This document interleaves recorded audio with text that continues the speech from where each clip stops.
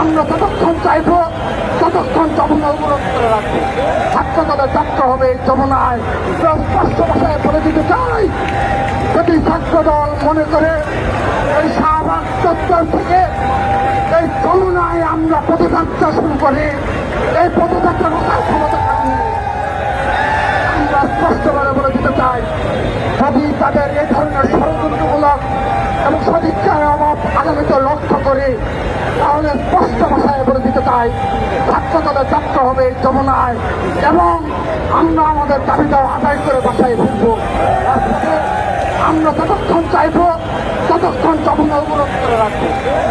সেজন্য আমরা তার এই ভুল থেকে এবং বিশেষ করে বিগত 9 মাসে খুনের শিকার, হত্যার শিকার, পরিবার সাথে তার সাক্ষাৎ করে সহানুভূতিটা এবং এর রাষ্ট্রের যে করণীয় রয়েছে দায় রয়েছে, যার কারণে এই খুনিয়াখানা ফেসিস্টের পতনের প্রেক্ষাপট তৈরি হয়েছিল, সেই বিষয়গুলো তিনি স্মরণে রেখে তাদের প্রতি সহানুভূতিশীল আচরণ করবেন।